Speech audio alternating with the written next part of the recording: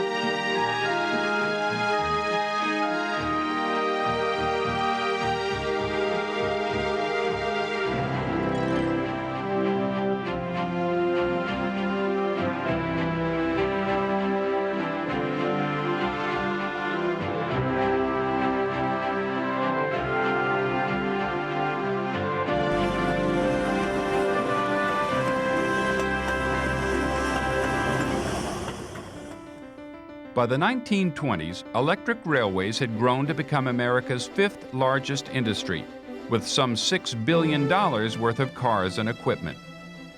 105,000 trolley cars roamed the country's 47,000 miles of track. At the height of the trolley's popularity, the traction industry employed some 300,000 workers, in some cases 10% of the total workforce. With over 83,000 streetcars in passenger service alone, many a fortune was made and lost on the nickel fares of America's 15 billion trolley riders.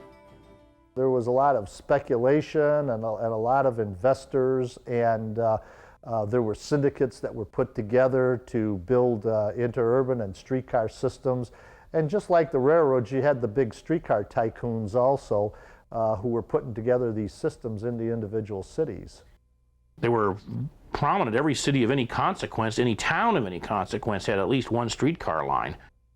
One thing is it made downtowns possible. It made department stores possible because now it was possible to bring enough people to one location where you could have a large business.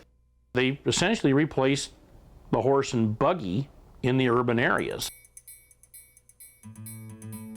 The heyday of the trolley was a far cry from the industry's humble beginnings, when rails were first laid over dusty city streets and flanged wheels first added to horse carts. It was also a far cry from the end of the era, less than a century later, when the automobile finally rendered the aging conventional trolley car obsolete. They did make money when they were the primary transportation vehicle. Once the automobiles came on, then you saw the decline of the streetcars, and you saw the decline of the money-making years.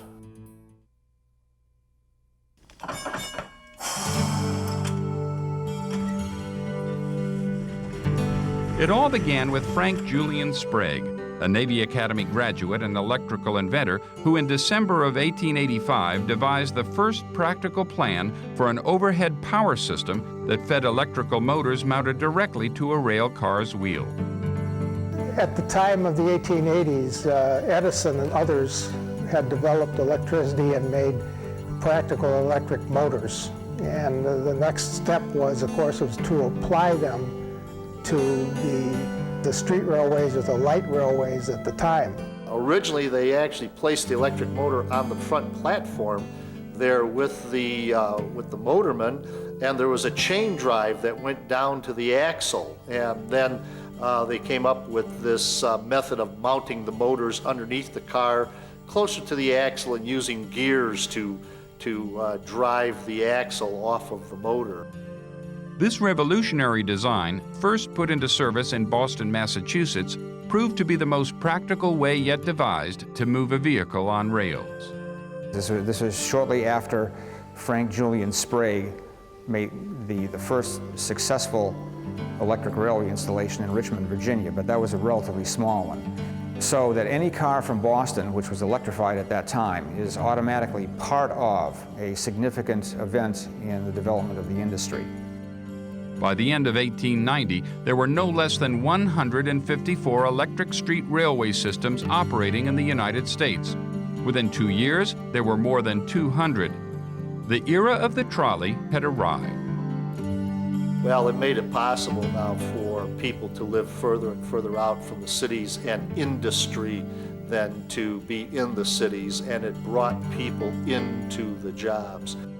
A normal period of travel, which is acceptable to human beings to travel to and from work, is approximately 40 minutes. The trolley was able, at the speed of 22 commercial miles an hour, extend the 40-minute rule from a place of work to a place of home easily and conveniently. There's no question about that. They built the cities and continued to do so, surprisingly, even into the late 1920s. At first, trolleys were strictly utilitarian conveyances designed to make travel around America's crowded cities tolerable. But they soon became an integral part of America's urban landscape. Until the middle 1920s, most streets were dirt street or gravel streets, and horse and buggies were only 4 or 5 or 6 miles an hour. The commercial speed of most streetcar lines was around 20, 21 miles an hour. The ornately decorated electric cars rumbled steadily through city streets, carrying an ever more mobile public on their daily rounds. From the city centers, they quickly spread outward, bringing a restless urban population out into the country. More than any other single development, the electric railway defined a city's growth. The area developed along the track, so you could live out in the suburbs and get in on this thing, because everybody worked downtown in those days. The trolley car probably is the #1 factor in real estate development. Both the elevated rapid transits in major cities and the trolley cars extended into unbuilt territories, made it easy and convenient for people to travel back and forth to work and to home and to commercial. The people would buy the land up, they would put the line to it and sell off the lots and make lots of money that way. So in a sense, a lot of the trolley car lines and the interurban lines between cities were for real estate promotion. They were built in as an entrepreneurial enterprise, and people thought that they could make money. And indeed, people did make money, and a lot of money in the early days. On balmy summer days, the trolley became the town's social center. Railways brought out their breezers or open cars and hurried millions to beaches, parks, into the mountains, and in an effort to attract even more riders, some companies created their very own destinations. They would build at the end of their line on another fare zone, get them another nickel that way, a trolley amusement park. They called them trolley parks because that's how you got there. One of the most famous ones was Riverton Park in Portland, which was put in 1896, and you had to get out there riding open trolleys. And when you got there, you could spend an entire day recreating yourself. It was called rustication, as a matter of fact. It was a very high-class type of entertainment. In some cases, the railway itself became the curiosity. A ride on the Mount Lowe trolley outside Los Angeles could be as exhilarating as a roller coaster. It was a great place to take a date on, at least for me. Not necessarily, I don't know if the girls ever liked it or whatever it is, but I thought it was a wonderful, wonderful experience to go up there. The open cars had benches across them, and out back it was dark. And so you would sit back there and do whatever young couples do to convince each other that they should be married. And many, many young couples courted on trolleys. You didn't have an automobile, and how else but to provide the nickel could you show off to the young lady? By the turn of the century, America had never experienced anything equal to the great trolley boom. At the time, a job in the street railway service was highly prized, just the ticket for a young man with a sturdy constitution and the will to succeed. Their handsome blue uniforms with brass buttons gave them an air of authority, and their line of work was considered vastly superior to back-breaking manual labor. But there were drawbacks. Conductors and motormen alike were subjected to harsh working conditions, laboring outside in all kinds of weather, frequently for 12 hours or more at a stretch. Well, we started at 35 cents an hour, and that was about the extent. It did get to 50 cents an hour before I got drafted. You had to be motivated for transportation, because somebody else would rather stand at a lathe, or somebody else would rather stand at a loom and would be there for 8 hours, whereas this way you got to see different people, you got to see different parts of the city, and it was altogether different, more interesting. Because trolleys operated on busy city streets, were unable to steer and had sluggish brakes, they were vulnerable to traffic mishaps. Trolley systems mounted ambitious campaigns to educate the public about streetcar safety. In 1915, the Brooklyn Rapid Transit Company demonstrated the tragic result of a careless bicycle rider, illustrated the dramatic rescue of a young boy who was carelessly playing in the street, showed what could happen if an unwary pedestrian was ever scooped up in the trolley's lifeguard fender, and exhibited how dangerous it was for a youngster to hitch a ride on the back of a trolley, a favorite pastime of the era. But in spite of the warnings, many a rider jumped on and off streetcars while they were still rolling. And I remember many a time when I would get off as the car was rolling along, because here I was just a small kid on the back step. The conductor couldn't hear you, to give the motorman one bell to tell him to stop at the next stop. And so I just jump off as the streetcar was rolling down the street when I got to the stop that I wanted. Some you would board on the front of the car, and some you boarded on the rear of the car. Some were slower, some were faster, some had doors that folded that you got on, and many had open platforms that even as a young child, the motorman got to know me and sort of just slowed down and didn't even stop, because I knew that they would be able to board the car just by flipping on the back platform.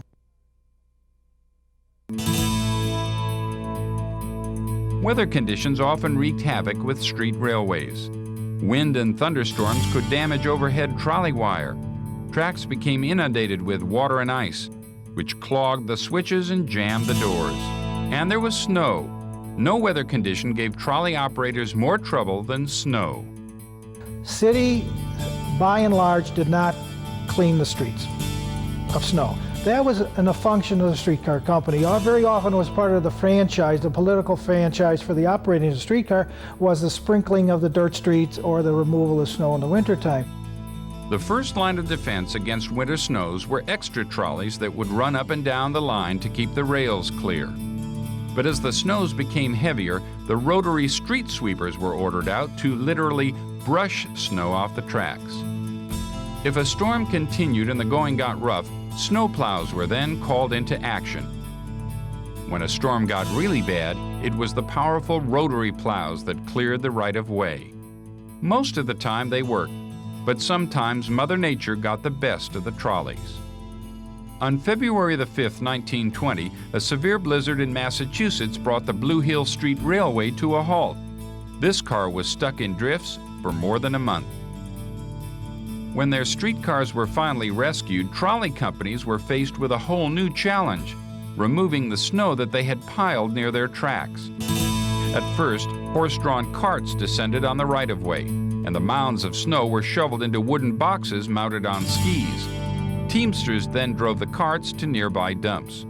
But as the electric railways grew, fleets of Model T trucks took over the task, and did the job for the next 25 years.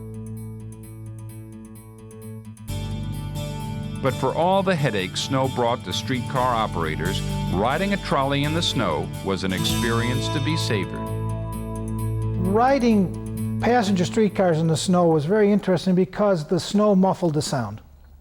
It was almost an eerie feeling, especially in the evening on a deep snow night, because you would cut through the snow and the snow would glisten from the street lights. You're able to see the snow, you're able to see how it develops, the ice, what have you, alongside of you, because of course as there's windows you could sit and look out. But it was always cold sitting next to the walls. It was certainly a lot warmer sitting on the aisle side. Trolleys had their share of accidents and mishaps, but their large size and weight usually minimize the chances of injury, at least to passengers and crew. But not always. The most serious accidents occurred when trolleys tangled with steam trains at railroad crossings. Little remains of New Jersey's Raritan Line trolley number 524 after it collided with a locomotive at this crossing.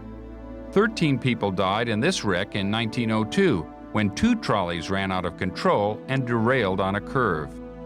One of the worst trolley accidents in New England history happened at Pelham Center, New Hampshire in 1903.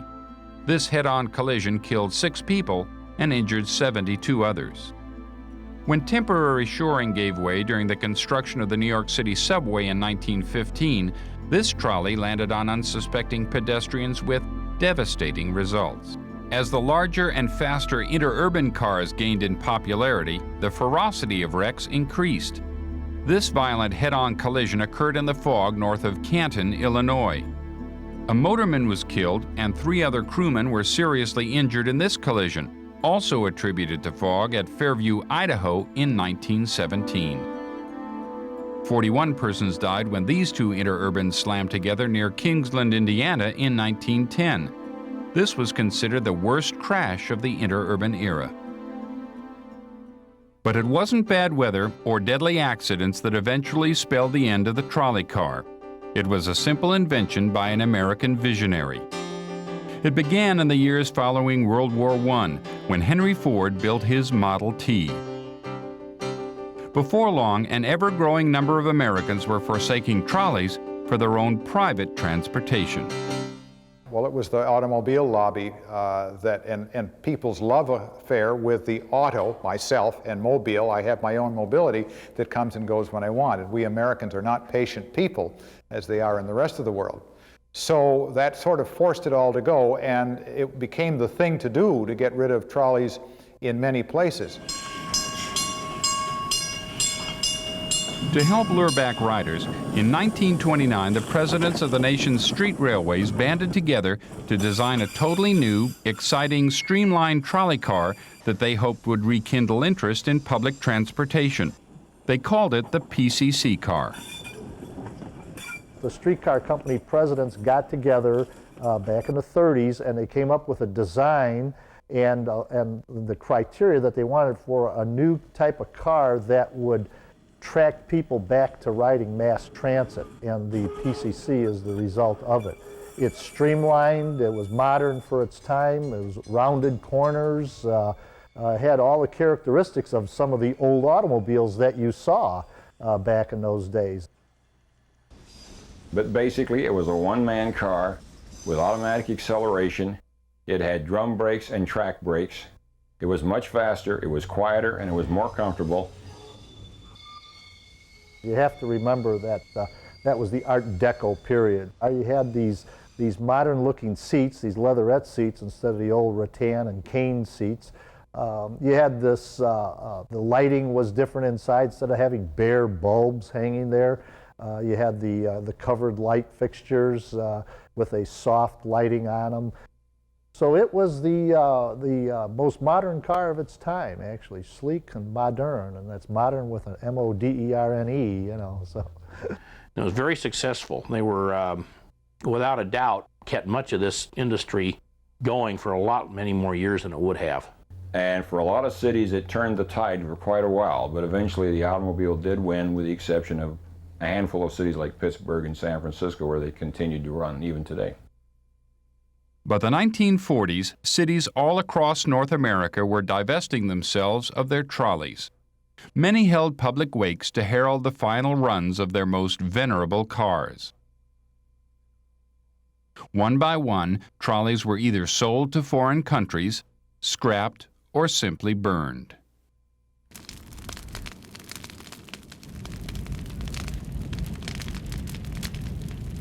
For those few cars that escaped the welder's torch, there were new incarnations as diners, stores, and sheds.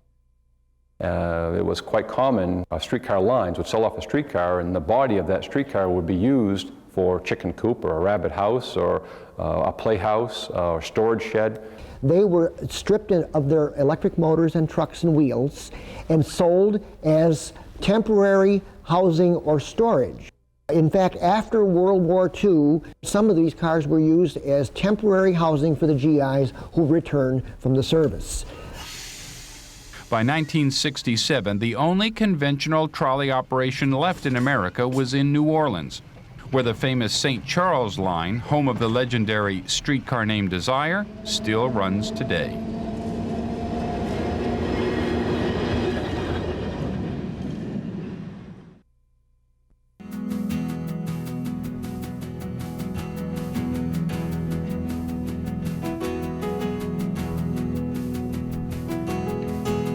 Nowadays, it's almost impossible to simply go to a nearby street corner and hop on a trolley. However, there are places in America where old-fashioned streetcars still polish the rails. One of them is the Seashore Trolley Museum in Kennebunkport, Maine. The trolley preservation movement in America began here and can be traced back to this car, Biddeford & Sacco open car number 31. In 1939, several far-sighted men saw the writing on the wall and vowed to save number 31 from the junkyard. Biddeford & Sacco Railroad Car 31 is extremely significant to us as a museum because back in July 1939, a group of what were very young fellows at the time rode this trolley, heard that they were going to scrap what was the last regularly operating open summer car, and that it would have been lost to history. And they managed to, over a period of time, collect $150, purchased it, and brought it down to this open plot of ground in Kennebunkport. Since then, the museum has grown into the largest of its kind in the world, with over 200 exhibits of electric railway equipment. Each trolley is its own wonderful story. Each individual trolley has its own personality, has its own story of individuals that rode on it, the particular railway that it rode on. We like to think of these streetcars as our children, and that these children are very important to us, and what happens to our children is very important to us. Car number 31 was made by the Brill Company in 1900 and can carry up to 60 people on its 12 wooden benches. Known as a breezer, the Biddeford & Sacco would bring her out in the summertime to give their passengers the full advantage of cool and refreshing breezes as they rode to and from the Maine seashore. The trolleys were more than just transportation. The open trolleys provided them a sense of freedom that they did not have, a sense of mobility to be able to recreate, which is something that you really couldn't do easily in those days.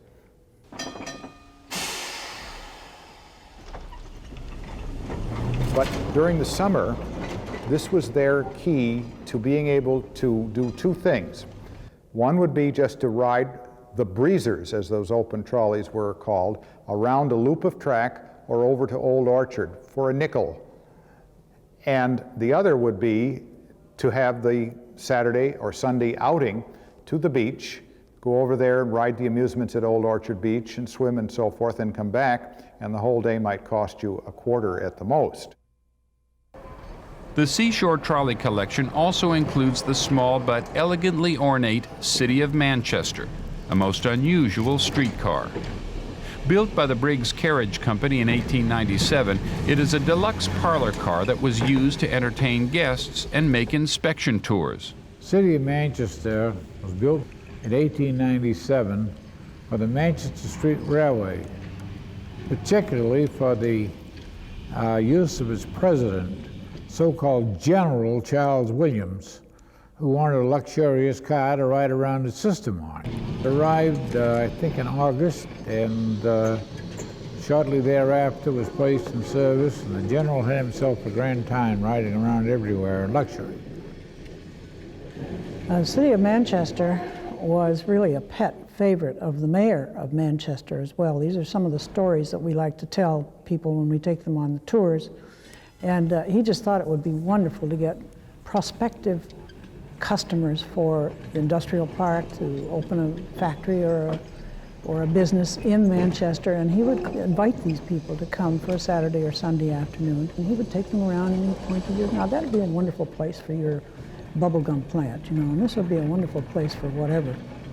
The car also was available for charter by special parties at $5 a day.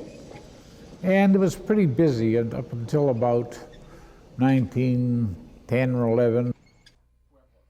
The city of Manchester has two open platforms, one on each end, and the ladies with their Victorian hats, of course, the plumage, and could stand on the rear end, the men with their straw hats and whatever, and they just had a marvelous dress-up time on this excursion. There was a young man always on board who served drinks and some little hors d'oeuvres, some little snacks and all, and he earned all of $5 a week for doing that. It couldn't accommodate large numbers of people, and it gradually fell into disuse. Made its last trip in 1929 and was put in dead storage, and then the body was sold to a West Manchester family that used it as a children's playhouse. The city of Manchester was donated to the museum in 1952, special because it was the first car ever to be acquired by any museum from a source other than a streetcar company.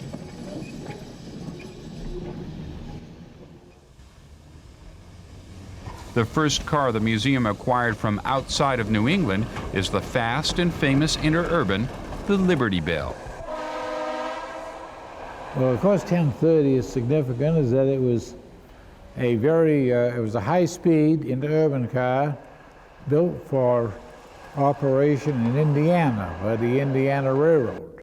Well, the Liberty Bell, first of all, you have to remember it's a very high-speed car.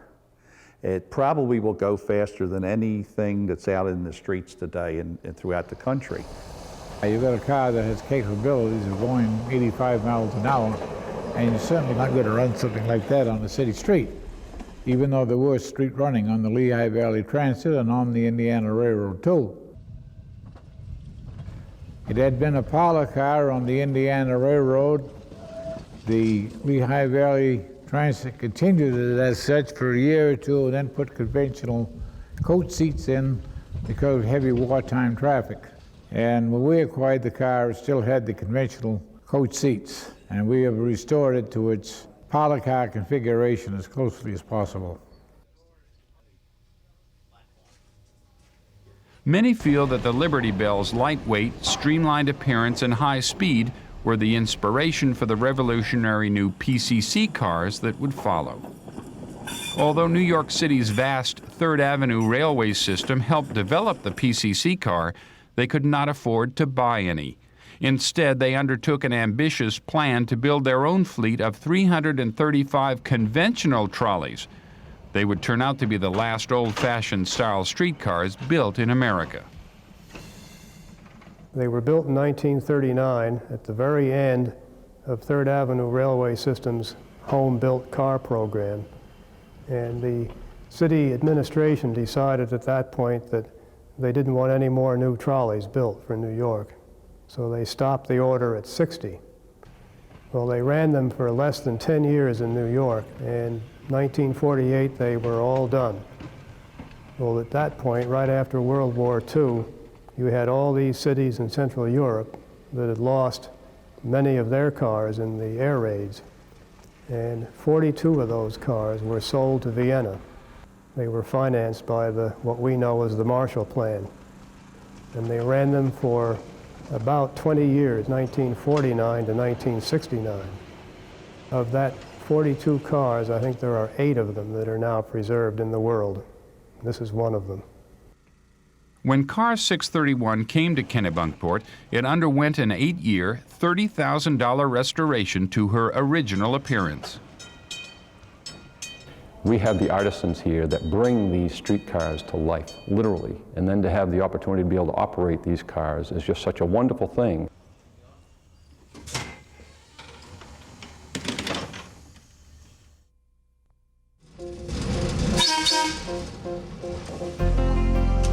The electric railway industry began on the East Coast, but it was the city of Chicago that had the world's largest street railway system.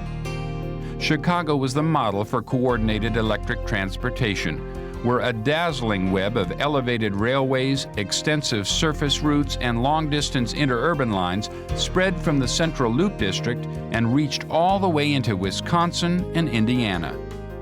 By the early 1920s, the Chicago surface lines alone were operating 3,500 streetcars on a network of over 1,000 miles of track, carrying nearly 1.5 billion passengers a year. The Industrial Revolution basically sparked this movement of the trolleys in Chicago and caused the streetcar companies to consolidate and to build in strength their fleet of vehicles to accommodate the masses of people that needed to use these cars to and from their daily work activities.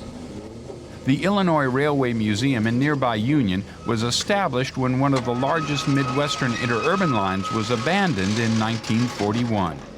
In the years since, they too have acquired an impressive collection of historic trolleys. Chicago Surface Line's car number 1374 is typical of their carefully restored collection. The streetcar is kind of unique. It's a product of the St. Louis Car Company.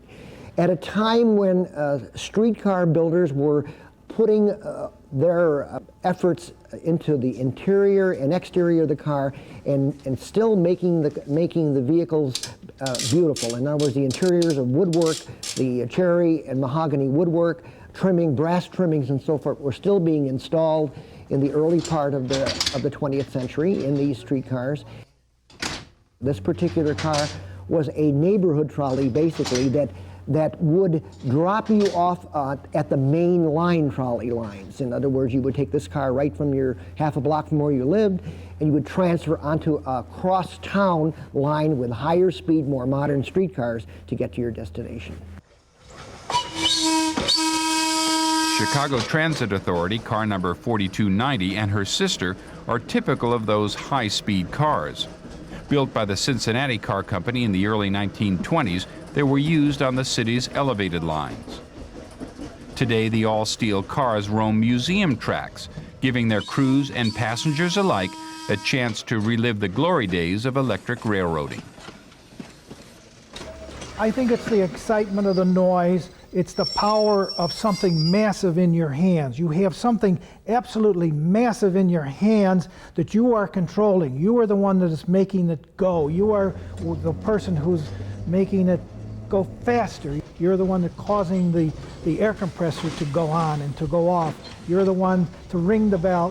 Really, you'll laugh about, I'm the one who gets to catch hell and also ring the bell. Well, I do get to ring the bell and blow the whistle, and that's an excitement to me. Slowly now, I'm going to go out slowly, and then after we get going, then I have to shut off and I have to test the brakes. So we'll make a 5 or 10 pound brake reduction. You can feel that. And we'll go out on the main line. We'll do a little coasting as we go through the switches. We want to coast through here to keep everything loose, not from that the wheels and the motors and the gears aren't all bound up. Now we're coming out on the main line.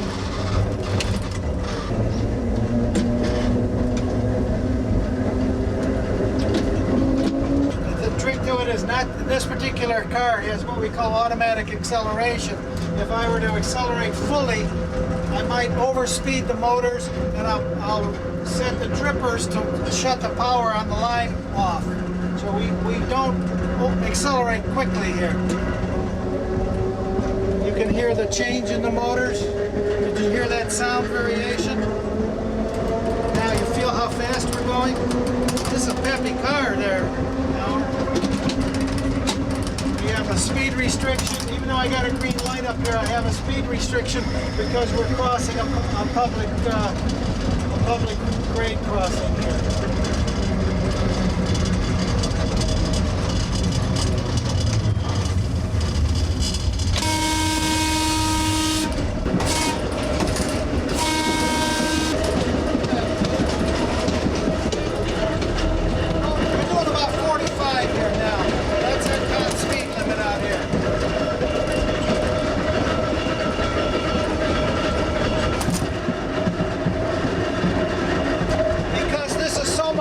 This is why many employees never wanted to retire. Why would you want to give up this much fun, even though you did it for 40 years?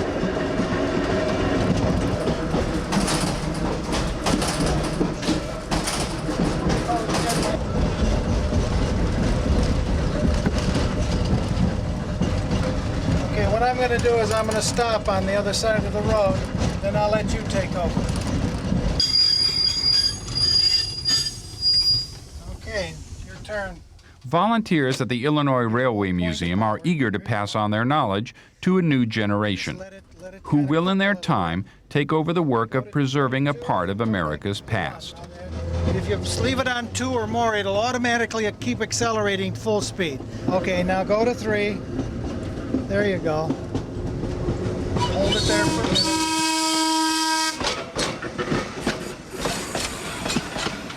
Of all the trolleys preserved here, few would argue that this sleek Electr Liner is the crown jewel of the collection. The lightweight, high-speed interurban represented the epitome of electric railway evolution when it was first introduced in 1941. The Electr Liner was an articulated train of 4 relatively short cars, which was designed to go down the tracks of the Chicago Rapid Transit Company in Chicago. What they called the L had really sharp curves, so that because of the clearances and what have you, it had to be able to snake its way downtown Chicago. But when it got out on its own right-of-way, which was really built very well, it would go very fast at 90 miles an hour. Made 5 trips a day from Chicago to Milwaukee. And you could set your clock by them. It was 8 and 11, 2, 5, and 7. It caught everybody's imagination at the time. The Electr Liner was the North Shore Line's attempt to be competitive with the steam railroads for the Chicago to Milwaukee business. And the North Shore, even though it might have been a little more convenient than the steam roads, was still operating with old equipment. And so they came up with that design based on the Zephyr design of 1934. Well, it was streamlined for its time. It was air conditioned.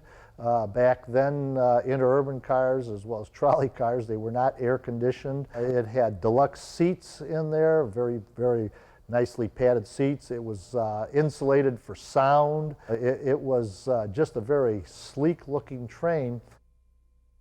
But the Electr Liner was a little bit different because it has a tavern lounge section. And this was one of the very few interurbans that had food service on it. It's kind of interesting. The diner car, for example, which is just a very short thing, would cook several different things for you, had a reasonable menu, the famous Electro Burger, and up along the walls, close to the ceiling, was this whole series of pink elephants and other cartoon characters to just liven the ambiance.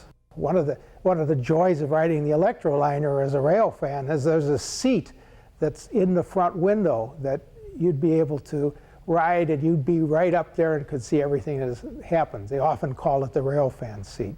You were like in the window there and just looking right out front. Now, as you think about it, that's a bad seat to be in if you're going to hit a car at a crossing.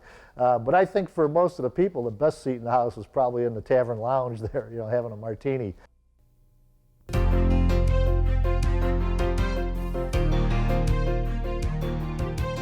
Wire was first strung over railroad tracks in Los Angeles during the boom years of the 1890s. And by the first decade of the 20th century, financier Henry E. Huntington had built an electric railway empire across Southern California that was unrivaled anywhere in the world.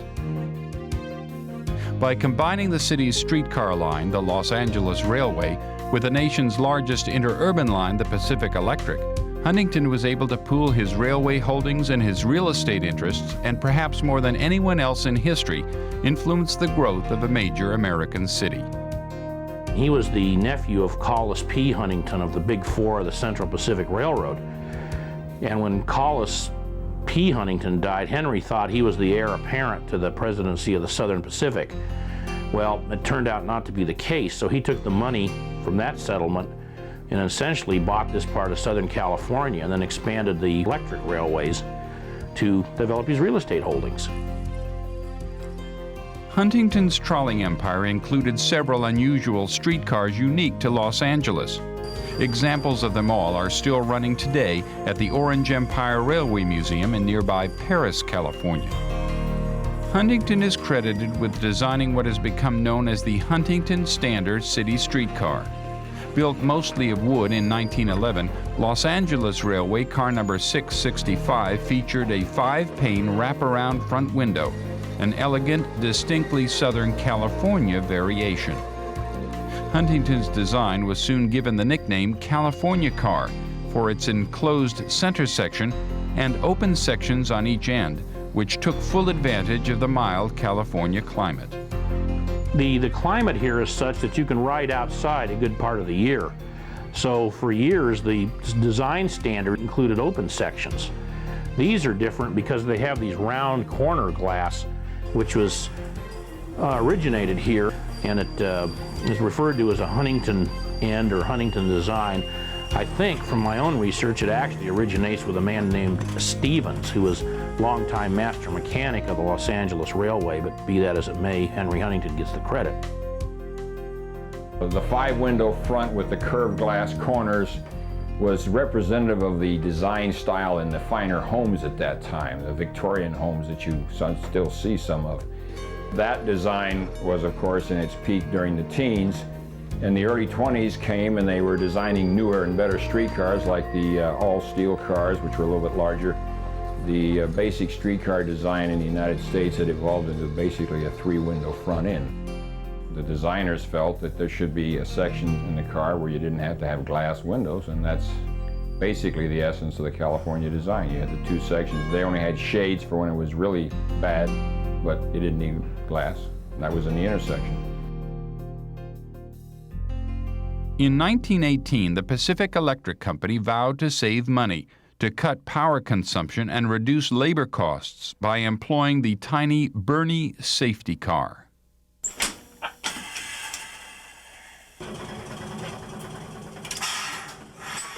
Almost every city that had streetcars had Bernies because they were cheaper to run, because they had 1 man instead of the standard 2. They were lighter, they didn't use as much power, they didn't wear out the rails as fast. And a lot of smaller cities went to Bernies before they finally gave it up and went to buses. The Bernie has a single 4-wheel truck with the axle spread apart. Your standard streetcar has 2 trucks at each end of the car. That's basically the difference. Had about 65 of them, I think, on the Pacific Electric. They would put them on lightly used lines. They could replace a bigger car, which consumed more power, with a smaller car, which consumed less power, and run it with 1 man to boot, which eliminated a man. The problem with them is they rode rough, and they weren't very comfortable, and the public took an instant dislike to them. They're lightly built. They tended to, you know, if they were in a collision, they would lose to everything. It bounces a lot. They're not comfortable. The crews never liked them, the public never liked them, but the company liked them because it saved them money. The Pacific Electrics originally had 2 trolley poles, but they had some rough track in a lot of places, and the front pole would bounce out of the hook when the cars got to bouncing, so they took the second pole off, and that's why this one has 1 pole. And then you get out the end of the line and you had to walk the pole around, and there's a thing called the trolley catcher, which if the pole flies off the wire, there's a rope goes into it and keeps it from going too high and doing any damage. So you've got to take this thing off the end of the car, carry it around in a clear area, and put the thing on the other end of the car, get the pole up on the wire, and you're ready to go. This is the tricky part sometimes.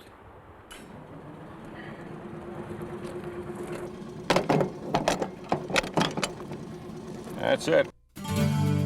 In contrast to the diminutive Bernie, by far the largest and most distinctive streetcars to operate in Los Angeles were a fleet of owl-faced interurbans that were transplanted from the San Francisco Bay Area. They were affectionately known as the Blimps. These behemoths were over 72 feet long, weighed up to 61 tons, and could carry over 80 passengers each when they arrived on the Pacific Electric after the Second World War.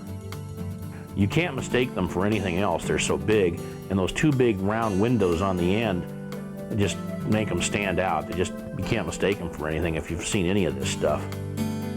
Well, the Blimps, that nickname came from the trainmen on the Pacific Electric Company. The Blimps that ran down here came down to Southern California as a result of World War II. They weren't all that comfortable. They had rattan seating, 3 and 2 bench-type seats. But the PE, looking to the future, decided that although these weren't as fast as some of their older interurbans, they could carry more people, which meant you still had to have a conductor in the car. You might as well have more people. But they did, to their credit, run them through their shops in 1947 and 48, completely redid them inside, speeded up the motor so they could run faster, and they actually turned out to be a very nice car, and those are the cars that wound up running to the end of the red car service. The last line they ran on was in Long Beach, and that quit in 1961. And we have 3 examples of those cars out here at the museum. One of the rarest trolleys in the Orange Empire Museum collection is this one, the LA Railways Descanso. Designed and built in their own shops and put into service in August of 1911, she was only brought out of the car barn on special occasions, and only for one purpose. Well, it was used only for funerals. About the turn of the century, before people had automobiles and people went to the cemetery, and the cemeteries were usually along the streetcar line. And in many cases, the streetcar company had a siding into the cemetery. And the mourning relatives and the departed could ride to the grave together. They had a compartment in the car which they had opened, and they would just slide in the casket into the car, and once in the cemetery, under the car was a little case on with bicycle wheels, and they could just put the casket on that and roll it right to the grave. Well, it was the seating wasn't plain wooden seats; it was plush, upholstered seating, and they wanted to get the nice looking so everybody would feel like they were in a nice environment. And there was curtains dividing the casket compartment from the rest of the car. You couldn't use it for anything else because people would immediately know it was a funeral car and they wouldn't ride in it. People just didn't want to ride in a car associated with death. And so the company didn't even try to use it on the lines. They only used it for funerals. It was a very nice concept, you know. It was one way to deal with all of that. Of course, the joke was when the deceased rode that funeral car, the company got his last nickel.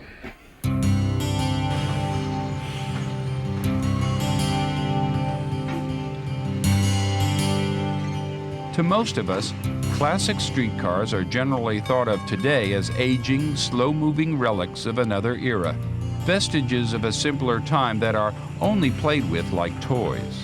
That may be, but they are also the antiquities of our past, benchmarks of our civilization, mirrors of our time, and the keys to our future. Although the heyday of the trolley has long passed, electric railways are far from dead.